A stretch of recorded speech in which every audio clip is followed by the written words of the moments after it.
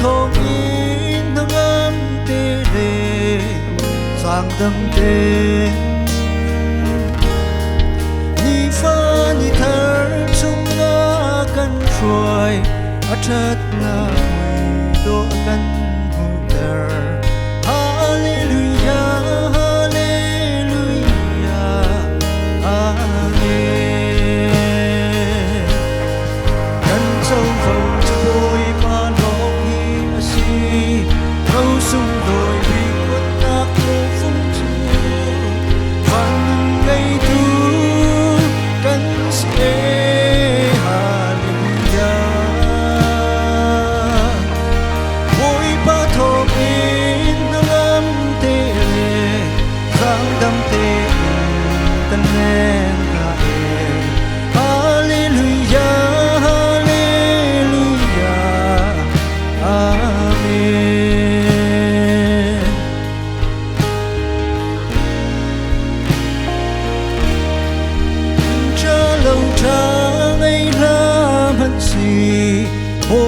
Giêsu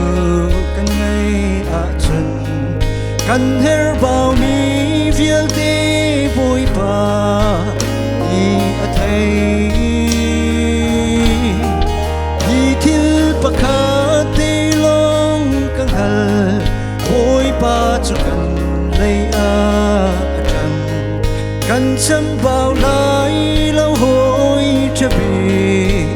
kan sâu vào cho bôi ba lòng hi a si râu sung đôi vì con cô đã tốt phong chu văn ngày tu căn sẽ hallelujah bôi ba thọ in nang am te le sang đam te tan đen hạ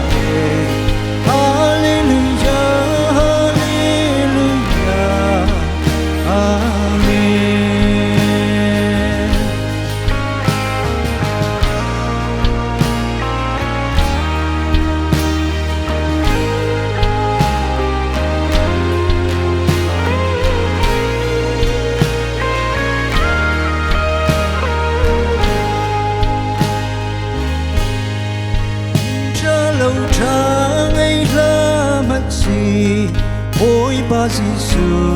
kan ngay a chân kan her bao mi viel te boi pa ni a thei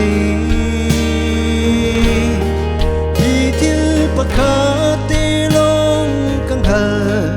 ôi ba chu kan nei a chân kan cham ba